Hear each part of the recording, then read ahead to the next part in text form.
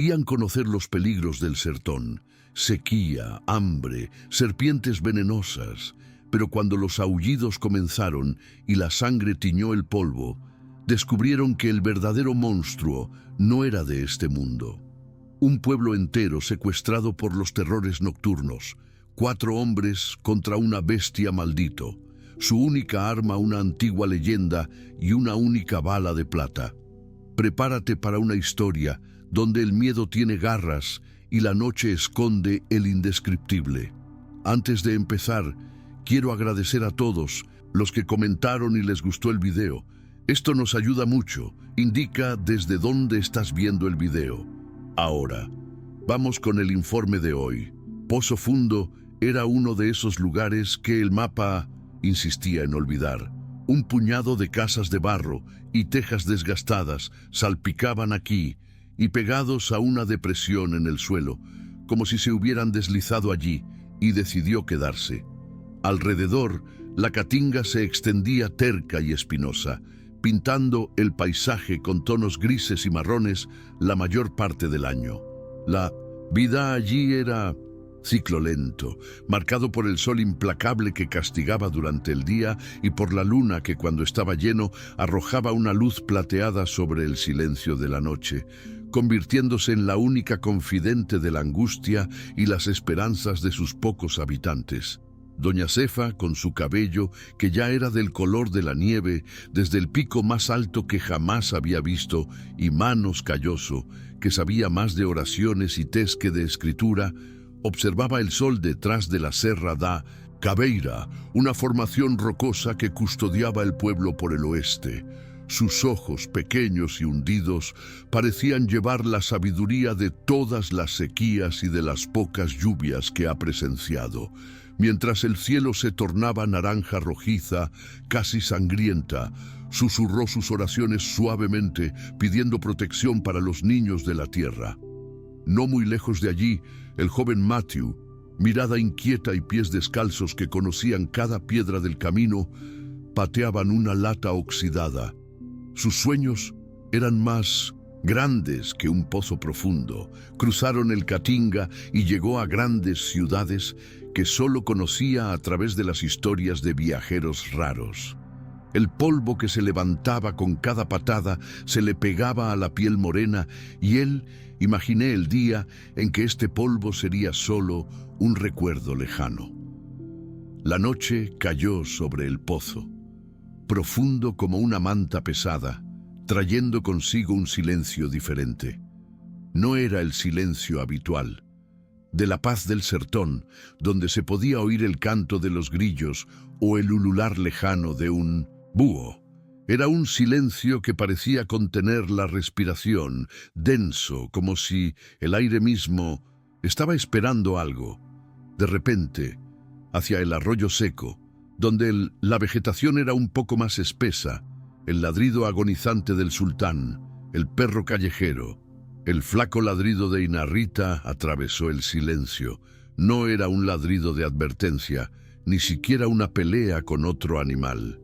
Un gemido estrangulado, una súplica desesperada por ayuda que fue silenciada abruptamente. Un corte seco, como si una mano invisible y poderoso había tapado la boca del animal en medio de su lamento. Algunos, los residentes, ya confinados en sus casas, se santiguaron instintivamente. Otros, más escépticos o demasiado cansados de su trabajo diario, se encogieron de hombros. Debe ser algún zorro, un gato montés descarado o hambriento, comentó uno en la pequeña tienda de su maneco antes de cerrar sus puertas.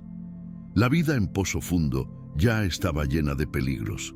Natural y difícil que cada ladrido extraño se convirtiera en motivo de alarma, pero esa noche el viento que empezó a soplar, silbando a través de las grietas de las ventanas y los techos, parecía llevar consigo un lamento diferente, una advertencia sutil que pocos los oídos, todavía adormecidos por la rutina, pudieron realmente descifrarlo.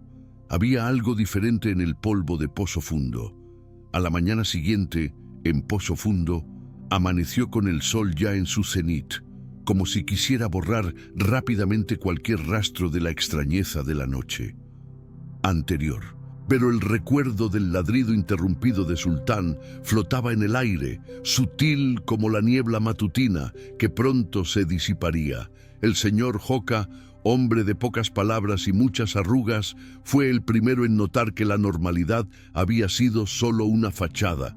Se dirigió al pequeño recinto donde guardaba sus pocos, pero cabras valiosas, animales que eran más que sustento, eran casi miembros de la familia. La puerta improvisada de palos estaba rota y un vacío helado se apoderó de su pecho antes de que sus ojos siquiera confirmaran el miedo. 2 de sus mejores cabras, las más gordas y lecheras, habían desaparecido. En su lugar de ellos, solo el suelo removido y algunos mechones de pelo esparcidos por ahí. ¿Pero qué? Lo que realmente hizo que un escalofrío recorriera la columna de Joca fueron las huellas, demasiado grande, profundo en la tierra seca, con marcas que se parecían a las de un perro, pero con una envergadura, y marcas de garras que nunca había visto en ningún animal de la región. Y había un olor fuerte y acre que recordaba al azufre quemado, mezclado con algo podrido, un hedor que el viento de la noche anterior no había podido llevarse completamente.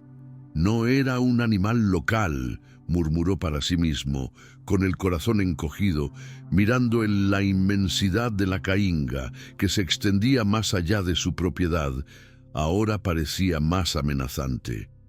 La noticia se extendió por el pueblo como un reguero de pólvora. Los hombres se reunieron en la venta de su maneco, cada uno con una teoría más aterradora que la otra. Jaguar. Pero los jaguares no solían dejar huellas tan extrañas, ni siquiera esa. Olor. Perro salvaje, demasiado grande. Las mujeres en sus casas rezaban más, con fervor, y se les indicó a los niños que no se alejaran de los patios.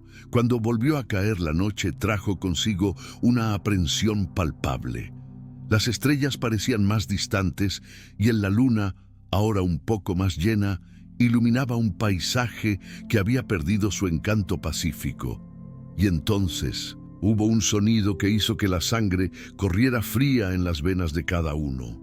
Habitante de un pozo profundo, un aullido, pero no era el aullido de un lobo común que algunos los cazadores más antiguos habían oído esto en tierras lejanas. Era largo, gutural, lleno de dolor ancestral y furia salvaje. Empezó bajo, casi un lamento, y se elevó hasta un crescendo que pareció desgarrar el mismísimo tejido de la noche, resonando a través de las montañas y los valles como si el alma misma de la caínga estaba gritando. Había algo en él que era terriblemente humano, pero retorcido, bestializado, un sonido que no pertenecía a este mundo, o al menos no al mundo que lo sabían. Las puertas habían estado cerradas esa misma noche, las ventanas. Las lámparas parecían arder con una luz más tenue, incapaces de disipar las sombras que bailaban en los rincones de las habitaciones, ahora pobladas de antiguos miedos.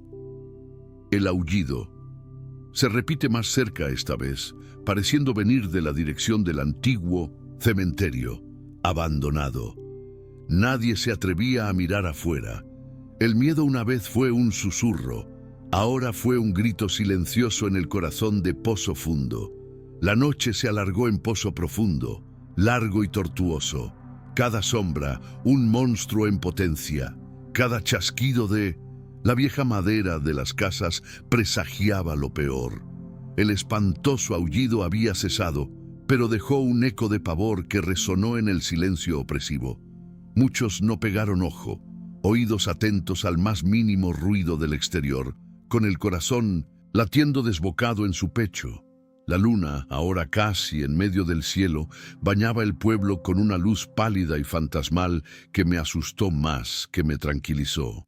Y entonces, cuando empezó a amanecer lugar a las primeras tímidas señales del amanecer, un sonido diferente rompió en una quietud tensa. No era un aullido, ni el susurro del viento. Era un grito agudo, desesperado, un grito de puro terror que parecía atravesar los muros más gruesos y penetrar directo al alma de quien lo escuchó. Venía de la dirección de la pequeña casa de barro de Pedro Sego, un anciano solitario que vivía un poco más lejos del centro del pueblo, cerca de la camino que conducía al viejo manantial, ahora seco desde hacía años. El grito fue breve, interrumpido bruscamente como el ladrido del sultán, un silencio aún más pesado. Seguido, cargado de una terrible certeza, tomó hasta el primer. Un rayo de sol, todavía débil y tímido, trae el coraje necesario para que algunos los hombres, liderados por su capataz, el herrero, se acercaron a la casa de Pedro. La puerta de entrada hecha de tablones rústicos y asegurada con un pestillo. Estaba hecha de madera sencilla, estaba completamente abierta, uno de sus marcos arrancado como si por una fuerza enorme. Pedazos de madera quedaron esparcidos por el suelo de tierra. Nadie tuvo que entrar para averiguarlo. El olor metálico y dulce de la sangre fresca colgaba en el aire denso y nauseabundo, mezclado con ese mismo olor a azufre y podredumbre, que el señor Joca había sentido cerca de sus cabras. En el interior, la escena era una pesadilla indescriptible. La pequeña cuna de Pedro estaba volcada, el colchón de paja roto y manchas oscuras y húmedas se extendían por el suelo de tierra y las paredes encaladas, ahora salpicadas de un rojo brutal. No se veía ningún cuerpo, ni un cuerpo entero en absoluto. Menos, solo señales de una violencia inimaginable, de una lucha desesperada, que había terminado de la manera más horrible posible. Los detalles no eran necesarios. La brutalidad de la escena habló por sí sola, pintando imágenes en las mentes de los presentes, que los perseguiría durante muchas noches. La noticia se extendió como una plaga. El pánico, una vez una chispa, ahora era un incendio que consumía el coraje del pozo. Antecedentes. Las madres abrazaban a sus hijos, los hombres palidecieron e incluso los escépticos sintieron un escalofrío de miedo genuino. Ya no era un animal, en fin, no era un jaguar hambriento ni una jauría de perros salvajes, en fin, había atacado al ciego Pedro, era una bestia de una crueldad sin precedentes, algo que mataba no solo por hambre, sino con una furia ciega y bestial. La bestia, como él llamándola en susurros aterrorizados, había probado la sangre humana, y la tranquilidad del pozo profundo ya sacudida había sido destrozado junto con la puerta de la casa del pobre Pedro. El sol de la mañana siguiente nació sobre un pozo profundo como un ojo acusador, iluminando el terror que la noche había dejado. La noticia del destino del ciego Pedro corrió leguas en pocas horas, llevado por el viento y por las voces temblorosas de los pocos que se atrevieron a salir de sus casas. Los pequeños y polvorienta comisaría de policía en la vecina ciudad de Arrayal dos Ventos, a varias horas de distancia, caballo de allí, fue notificado por un mensajero aterrorizado. El diputado, un hombre barrigón y con aire de aburrimiento crónico llamado Teniente Golbella, apareció cabalgando su mula perezosa casi al mediodía, más preocupado por el calor y el polvo que con el terror de los residentes. Miró desde lejos la casa destruida.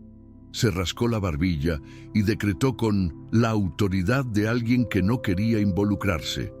Debió ser un jaguar enorme o una banda de matones, cosas perdidas del sertán.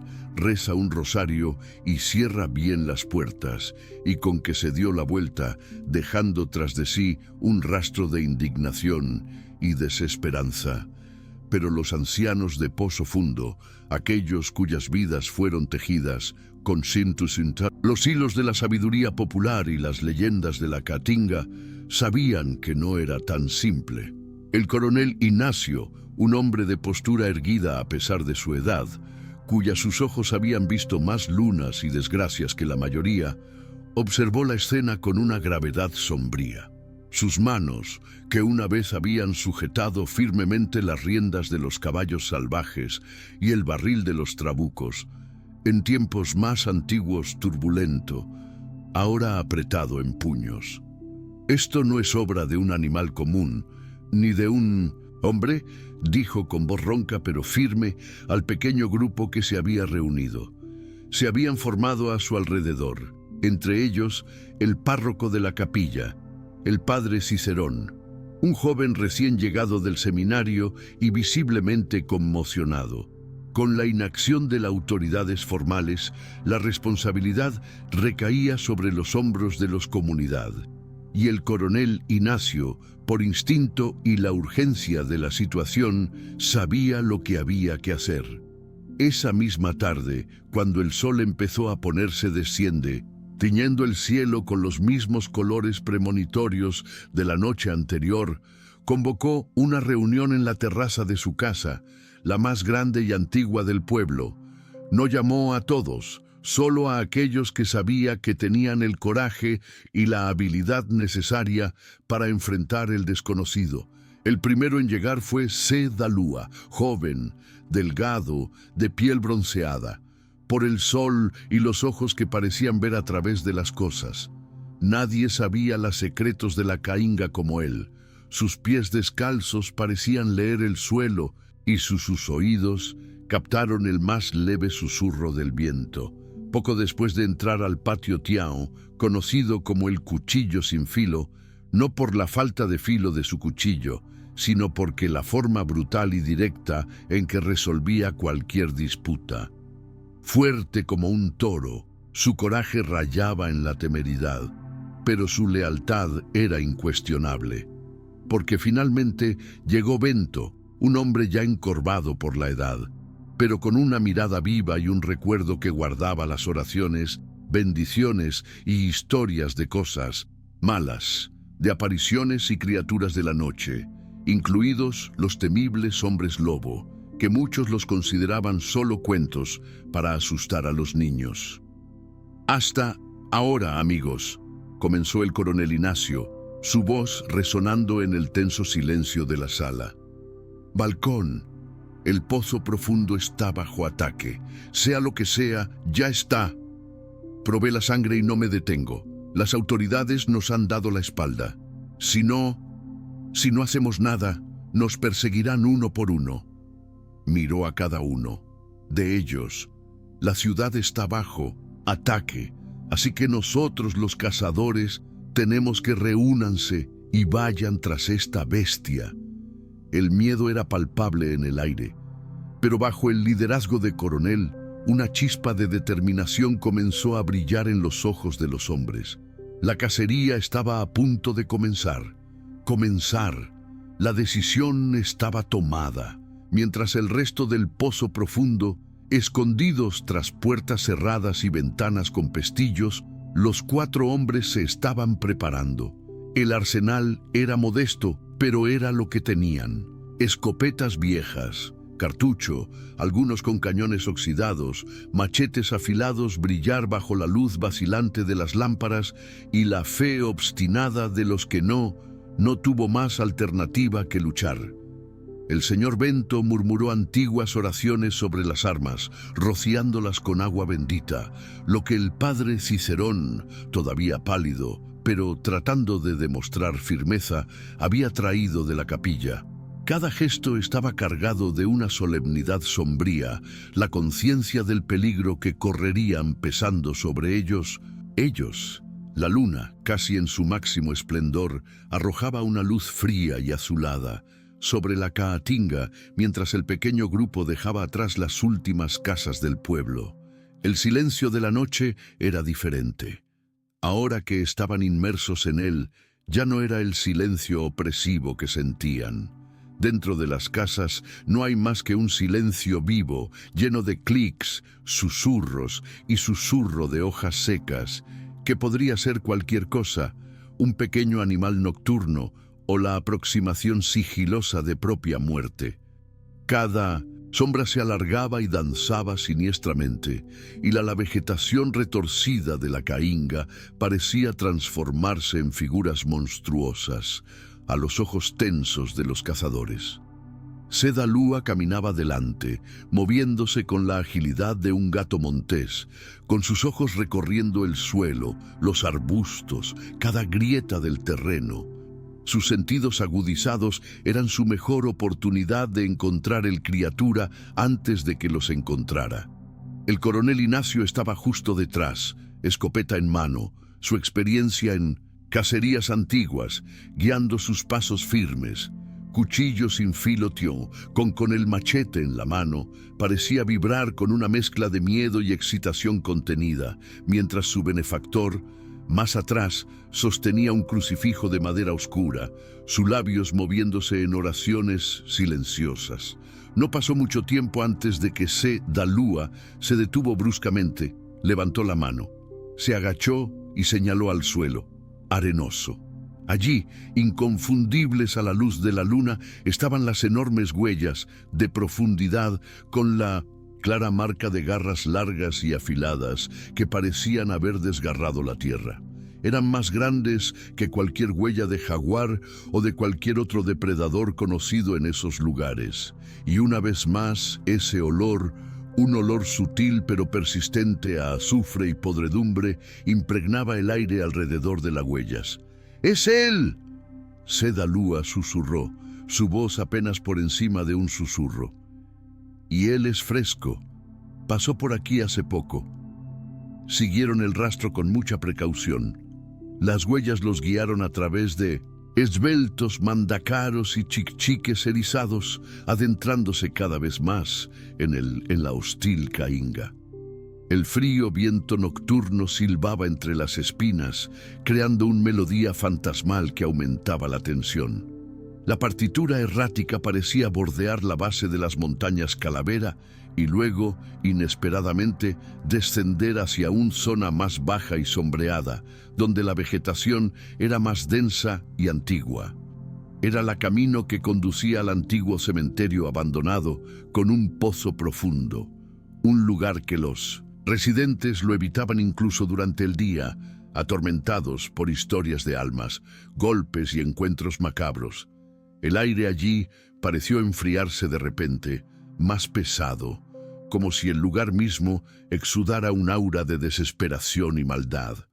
Ancestral. Las cruces de madera, torcidas y carcomidas por el tiempo, se alzaban desde el tierra como dedos esqueléticos, apuntando al cielo indiferente. Los corazones de los cazadores golpeaban con más fuerza. Estaban entrando en territorio de pesadilla. El cementerio abandonado era un laberinto de sombras y silencio sepulcral. Las lápidas de piedra que aún permanecían en pie, estaban cubiertas de limo y enredaderas, y la hierba alta se tragó las tumbas más antiguas, haciendo que cada paso fuera incierto. El olor a tierra húmeda y descomposición ahora se mezclaba aún más. Intenso, ese olor fétido y sulfuroso que se había convertido en la firma de la criatura. Seda Lua se movió con aún mayor cautela, con sus sentidos en alerta máxima, sabiendo que allí, entre las tumbas olvidadas, podría surgir el peligro. Cualquier rincón oscuro. De repente, un chasquido seco, una ramita que se rompe bajo un peso considerable, sonó muy cerca de su derecha, viniendo desde atrás de un mausoleo en ruinas cubierto por un sicómoro. Todos se detuvieron, sus corazones repentinamente en sus gargantas, las armas firmemente agarradas. El silencio que siguió fue ensordecedor, roto solo por la respiración contenida de los hombres y un silbido lejano del viento. Entonces, desde la oscuridad más profunda de esa sombra, aparecieron dos puntos de luz roja, incandescentes como brasas, mirándolos fijamente. No eran los ojos de ningún animal conocido. Brillaban con una intensidad maligna, una inteligencia fría y depredadora que hacía un escalofrío les recorrió la espalda. Un gruñido bajo y gutural, vibró en el aire, más sentido que oído. Un sonido que parecía provenir de las profundidades, de la tierra, cargado con una amenaza palpable. Tião, cuchillo sin filo, siempre el más impulsivo, no pudo contenerse. Quizás era miedo, quizás era ira, acumulado, pero levantó su vieja escopeta y sin apuntar bien, disparó contra el dirección de los ojos brillantes. El estruendo del disparo resonó por el cementerio como un trueno, profanando la quietud de los muertos. Por un instante, los ojos rojos desaparecieron. Un grito agudo, mitad animal, mitad humano, atravesó el aire, seguido de un sonido susurrante, violento en la densa vegetación detrás del mausoleo. «Lo tengo». Arfolteão, la adrenalina corría por sus venas y antes de que alguien pudiera responder, se formó una oscuro y masivo, saltó sobre una tumba desmoronada con una agilidad asombroso, casi sobrenatural por su aparente tamaño, y desapareció en la oscuridad al otro lado del cementerio. Fue un vistazo demasiado rápido para distinguir los detalles. Solo una silueta imponente y la sensación de una velocidad increíble. Coronel Ignacio, más tranquilo, avanzó con cautela, seguido por los demás. Donde había estado la criatura, el olor era casi insoportable. En el suelo no encontraron sangre, sino un mechón de cabello espeso y oscuro, áspero al tacto, impregnado de ese olor pútrido. No se parecían a ningún pelo de animal que hubieran visto jamás, casi como cerdas rígidas. Mientras examinaban el lugar, un leve gemido les llamó la atención. A pocos metros de distancia, cerca sobre una cruz de madera caída, yacía uno de los dos perros que los acompañaban en 1200. El caza, la pobre Chispa. Su cuerpo estaba terriblemente destrozado, su cuello roto de forma brutal, como si lo hubieran retorcido unas manos increíblemente fuertes. El otro perro, sintiendo el peligro, había huido desesperado en el momento del disparo. El silencio cayó sobre el grupo de nuevo, pero esta vez fue un silencio pesado de realización. La bestia era real, increíblemente rápida, fuerte, y lo más importante, aterrador. Parecía poseer una astucia que iba más allá de la de un simple animal. Acababan de tener su primer contacto y la criatura había escapado ilesa, dejando atrás solo un rastro de terror y la certeza de que esa noche sería solo el comienzo de una cacería mucho más peligrosa que nunca podría haber imaginado. El miedo, antes una sombra, ahora tenía ojos rojos y garras afiladas. Los días posteriores al encuentro en el cementerio, los abandonados estaban marcados por una tensión creciente en un pozo profundo. La criatura, lejos de intimidarse por la confrontación, ahora parecía deleitarse con un juego, cruel con sus perseguidores y con todo el pueblo. No hubo más ataques directos contra humanos, pero el terror tomó formas más sutiles e igualmente perturbadoras. Las gallinas desaparecían de los patios traseros de la noche a la mañana, dejando atrás solo unas cuantas plumas ensangrentadas y las mismas huellas gigantescas marcadas en el polvo. Un ternero perteneciente al coronel Ignacio fue encontrado muerto cerca del corral. Con él, la garganta estaba desgarrada, pero la carne estaba casi intacta, como si la matanza hubiera sido un acto de puro sadismo o una advertencia. La bestia parecía estar siempre a un paso de distancia, frente a los cazadores. Organizaron guardias nocturnas, turnándose. Puntos estratégicos alrededor del pueblo, pero la criatura era como un fantasma.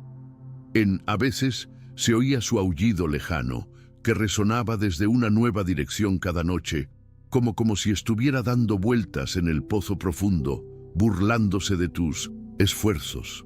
Otras veces, Seda Lua encontró nuevas pistas que llevaron a los cazadores a largas y persecuciones exhaustivas de la cainga, solo para que las huellas desaparezcan misteriosamente en terrenos rocosos o mezclarse con los de otros animales, dejándolos frustrados y con la incómoda sensación de estar siendo observados. La tensión en el pozo profundo era palpable, aguda como el machete de Tiao. Las noches fueron largos y llenos de sobresaltos. Las familias se apiñaban en sus casas. Mientras el sol comenzaba a ponerse, el silencio del pueblo solo se rompió con el llanto asustado de algún niño, o por el ladrido nervioso de los pocos perros que aún hablaban. Algunos, los residentes, los más temerosos, o aquellos que tenían familiares en otras localidades, empezaron a hablar de abandonar el pozo profundo, de escapar mientras aún pudieran. La idea de enfrentarse a esa cosa noche tras noche era más de lo que podían soportar. Dentro del grupo de cazadores, la frustración comenzó a socavar la unidad. Tiao, un cuchillo desafilado, impaciente e irritable, abogó por un enfoque más agresivo. Quería profundizar en la caatinga durante el día, caza a la criatura en su propio territorio, sin esperar a que venga. Incluso ellos. «Esta cosa se ríe de nuestras caras», rugió limpiando la cuchilla de su machete con furia contenida. «Tenemos que subir, sacarla. Sorpresa». El coronel Ignacio, sin embargo, se mantuvo cauteloso. «No sabemos a qué nos enfrentamos». «Trato, Tiao», argumentó con voz cansada pero firme. «Esta bestia es lista, conoce este terreno mejor que nosotros. Entrar a la caatinga durante el día sin un plan se nos ofrece en bandeja. Necesitamos pensar, observar. Tiene un patrón, por ejemplo, aunque no lo parezca, tenemos que encontrarlo». El señor Bento pasaba la mayor parte de su tiempo. Parte del tiempo en silencio, rezando y hojeando un viejo libro encuadernado en cuero, con páginas amarillentas y llenas, de notas hechas por sus antepasados, buscando alguna pista, alguna debilidad de la criatura que las leyendas podrían revelar. Sedalúa, a su vez, continuó su incansable búsqueda, por señales cada vez más convencido de que la criatura no era una simple animal, sino algo dotado de una inteligencia casi humana, maligna y calculador. El sentimiento de impotencia era el peor enemigo, corroyendo la esperanza y alimentando el miedo de que en cualquier momento la bestia decidiría que el juego había terminado y pasaría a uno nuevo. Un sangriento ataque en el corazón del pueblo. Los días se convirtieron en semanas y en la sombra del miedo seguía planeando sobre el pozo profundo como un buitre hambriento. Con cada por la noche, el pueblo contenía la respiración, esperando el siguiente aullido, el siguiente próxima señal de la presencia de la bestia. Los cazadores, exhaustos y desanimados, sintió el peso de la responsabilidad y la creciente desesperanza de la comunidad. Parecía un ciclo interminable de vigilias infructuosas y senderos que no conducían a ninguna parte, en ninguna parte. Era una de esas noches de vigilia, mientras el silencio era roto solo por el crujido de un viejo molino de viento y el ulular lejano de un búho, que Bento finalmente levantó la vista de su antiguo libro. Su rostro, iluminado por la tenue luz de un lámpara, estaba pálido, pero había un brillo diferente en sus ojos, una mezcla de miedo y una nueva chispa de esperanza. Que había pasado noches en lo claro, inmerso en las páginas amarillentas, rezando y tratando de conectar los fragmentos de leyendas y relatos que sus antepasados habían registrado sobre criaturas de la noche y bestias, maldijo. «Coronel», llamó con voz temblorosa, pero firme. Coronel Ignacio y Sedalúa, quien compartió la vigilia con él esa noche en el porche de la casa del coronel, se volvió hacia el anciano. Tiao roncaba suavemente en un rincón, vencido por el agotamiento. «Encontré algo», dijo Bento, señalando un pasaje casi ilegible del libro. «Mi abuela solía... Hablan de hombres que por maldición o castigo divino, fueron transformados en bestias bajo la luna llena. Eran hombres. La palabra flotaba en el aire, cargada de un apeso ancestral. Muchos ya habían oído hablar de ello, pero siempre como cuentos de hadas macabras, leyendas para asustar a los niños desobedientes. Ahora, ante la brutal realidad a la que se enfrentaban, hacía que la leyenda adquiriera contornos aterradores. Real. Y ella dijo, continuó Bento, que estas criaturas, estas almas, los golpes en el cuerpo de una bestia son casi invencibles. Casi. Pero tienen una debilidad. Hizo una pausa, como si reuniera el coraje para decir aquellas palabras. Siguiendo, solo pueden ser verdaderamente heridos, asesinados por plata, plata pura, preferiblemente bendecida, una bala de plata disparada con fe. Un silencio cayó en el porche. El coronel Ignacio se rascó la barba canosa, pensativo. Cedalúa, siempre más pragmático, frunció el ceño. Plata como una moneda, señor Bento. Sí, confirmó el anciano, un santo de... Plata, una moneda. Viejo, cualquier cosa que sea plata auténtica. Necesitamos fundirla, moldear una bala. Y el padre Cicerón, tienes que bendecirlo con todas las oraciones que conozcas. La idea, aunque parecía una salida, sacada directamente de las páginas de un libro de cuentos de terror, era la única luz que tenía en ese momento. Al día siguiente, la noticia se difundió con cautela. Padre Cicerón, inicialmente escéptico pero desesperado por una solución, estuvo de acuerdo. Al bendecir el metal, encontraron una antigua medalla de plata maciza de Nuestra Señora, que una señora del pueblo ofreció con lágrimas en los ojos.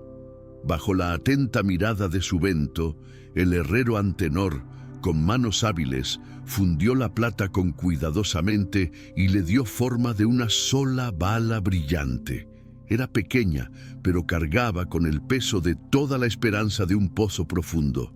Mientras tanto, Cedalúa, incansablemente, continuó estudiando los patrones de la bestia. Notó algo que se le había escapado antes. Los ataques más atrevidos, las desapariciones de animales, los más grandes e incluso el ataque a Pedro el Ciego había ocurrido en noches cercanas a la luna llena. Es más, las huellas siempre convergen en algún punto, en las proximidades de las fuentes de agua, incluso que eran solo lechos secos de viejos arroyos o pozos abandonados. La próxima luna llena estaba a solo 3 noches de distancia. La carrera contra el tiempo, ahora armado con una nueva y frágil esperanza, había comenzado. Los 3, las noches siguientes, transcurrieron con una lentitud tortuosa. Cada atardecer era recibido con una mezcla de temor y anticipación. El fondo se había convertido en un pueblo fantasma. Al anochecer, las calles estaban desiertas, las casas cerradas como fortalezas. La actividad más visible era la de los 4 cazadores que avanzaban con determinación, terminando la preparativos para lo que sabían que sería su mejor y quizás última oportunidad, la bala de plata, bendecida repetidamente por el padre Cicerón en ceremonias improvisadas y cargado con fervor. Ahora descansaba cuidadosamente sobre el cañón de la escopeta más confiable del coronel Ignacio. Cedalúa, basándose en sus observaciones, eligieron el lugar para la emboscada, un antiguo pozo seco, conocido como el Pozo de Almas, situadas en un claro no lejos del pueblo, pero ya en lo profundo de la suficiente en la Caatinga como para ser considerado territorio de la bestia. Era un lugar rodeado de un aura siniestra, escenario de antiguas historias de fantasmas, pero su ubicación, cerca de una intersección de senderos de animales y al ser una fuente de agua antigua, cumplía con los estándares que Cedalúa había identificado. En la noche de luna llena, El cielo estaba despejado y el disco La Plata se alzaba enorme y luminosa, bañando el paisaje con un aire frío, espectral, que parecía intensificar las sombras. Los 4 hombres tomaron sus posiciones alrededor del pozo, horas antes de la medianoche, ocultas entre matorrales espinosos y formaciones rocosas. El silencio era casi absoluto, roto, solo por el sonido de sus propias respiraciones contenidas y el zumbido insistente de mosquitos. La espera era agonizante. Cada chasquido de una ramita, cada ulular de un búho, hacía que sus corazones saltaran. Las horas pasaban, arrastrado. La luna se elevó en lo alto del cielo y la tensión en el aire se podía cortar con un cuchillo. Tenía un cuchillo sin filo, normalmente inquieto. Estaba extrañamente quieto. Sus nudillos estaban blancos de tanto agarrar el mango de su machete. El señor Bento oró en silencio, moviendo los labios sin cesar. C. Dalúa, con los sentidos agudizados al extremo, barrió la oscuridad con la mirada. El coronel Ignacio mantuvo la escopeta firmemente apoyada, su dedo cerca del gatillo, el respiración controlada. Entonces oyeron primero un susurro lejano en la vegetación, luego el crujido de las ramas secas acercándose y finalmente el aullido. Esta vez no era el lamento lejano de las noches anteriores. Era un aullido gutural, lleno de furia salvaje y confianza aterradora, mucho más cerca, casi como un desafío. Y apareció, emergiendo de las sombras de la canoa hacia el claro, iluminada por la luna. La criatura era aún más terrible que cualquiera de ellos.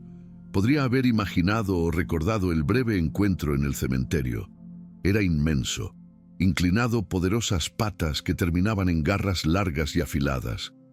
El cuerpo cubierto por un pelaje oscuro y erizado, un pecho ancho y musculoso.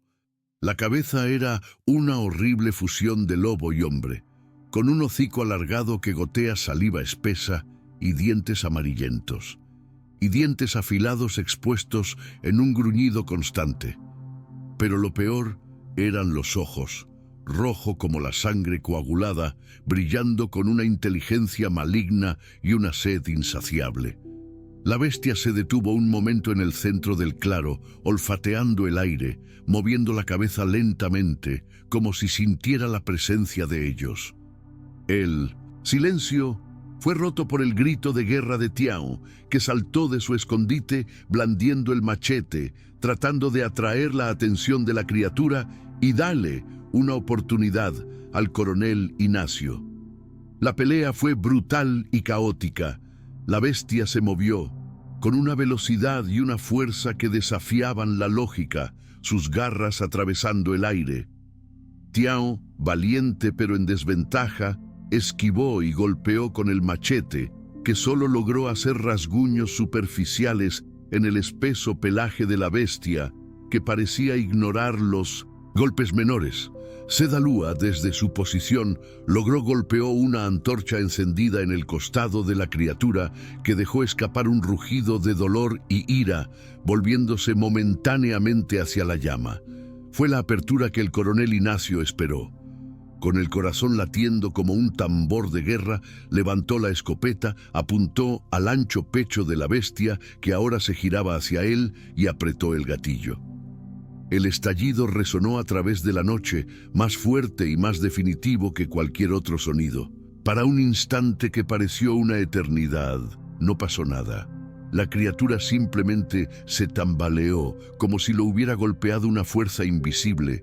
Entonces, un rugido diferente a los anteriores rasgó el aire, un sonido que era una terrible mezcla de dolor insoportable, sorpresa y algo parecido a un lamento humano. La bestia se levantó sobre sus patas traseras, agitando las garras en el aire como si intentara arrancarle algo del pecho, y luego, con un último espasmo violento, se desplomó sobre el suelo polvoriento del aclarando, levantando una nube de polvo que la luna tiñó de plata. El silencio que siguió fue el más profundo y absoluto que Pozo Fundo había conocido, había sabido. El silencio en el claro del pozo de las almas era tan denso que parecía tienen peso físico. El polvo levantado por la caída de la criatura se asentó lentamente, revelando la forma quieta y oscura en el suelo, bañada por la fría luz de la luna lleno. Los 4 cazadores quedaron paralizados por un momento. La adrenalina aún corría por sus venas, sus oídos zumbaban con el eco del disparo y el último rugido terrible. El olor a pólvora quemada se mezclaba con el hedor a azufre persistente y ese hedor salvaje que emana de la bestia caída. El coronel Ignacio fue el primero en moverse, con el rifle todavía apuntando, aunque sus manos temblaban ligeramente. Se acercó cautelosamente, seguido de cerca por Seda Lua, Tiao y Subento. Este último sostenía su crucifijo como escudo. Al acercarse al cuerpo inerte, una transformación sutil y perturbadora comenzó a ocurrir.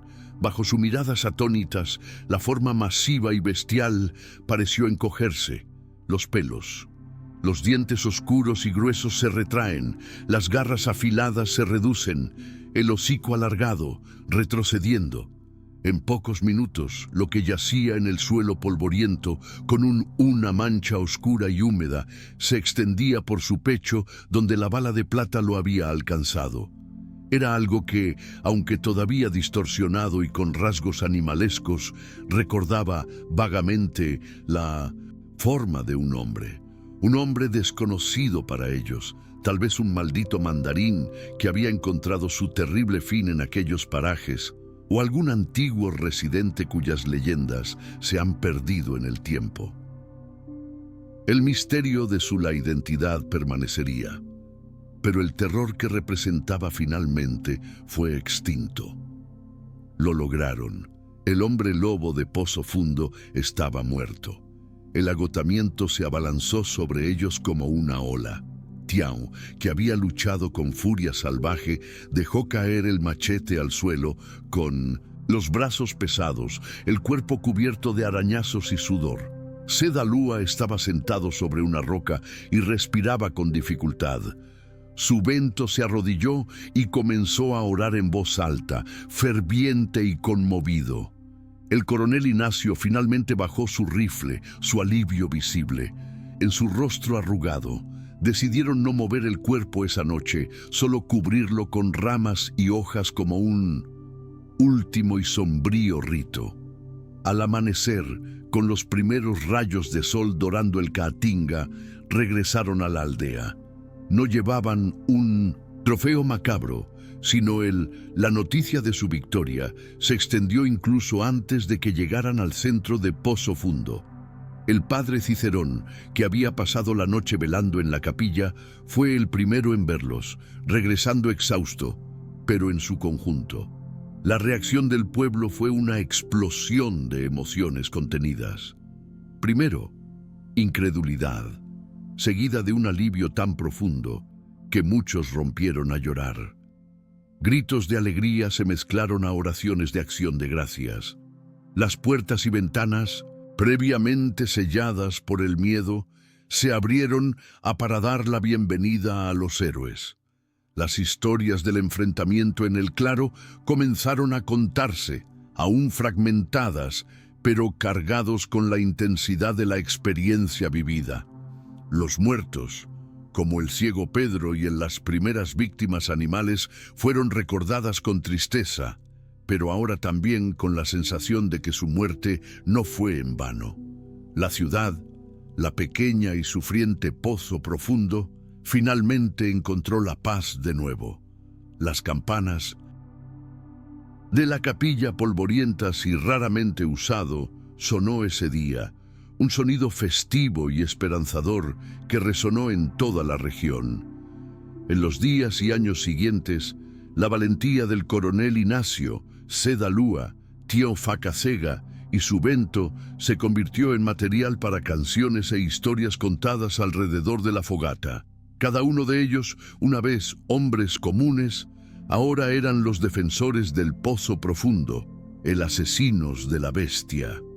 Sus historias fueron contadas con ese toque de exageración poética que convierte a los hombres en mitos. Y el Pozo de las Almas, una vez un lugar de miedo, se convirtió en un hito de coraje y de una comunidad unida contra el terror desconocido. La bala de plata se conserva como una reliquia, un recordatorio tangible de que incluso en las noches más oscuras, la oscuridad, el coraje y la fe pueden traer luz. Se convirtieron en leyendas, no solo en Pozo Profundo, pero a lo largo de las tierras bajas, un testimonio eterno de que a veces los monstruos son reales. Pero el coraje humano puede ser aún más poderoso, y así la paz recuperada floreció, arraigada en el recuerdo del terror conquistado y en la leyenda inmortal de sus héroes.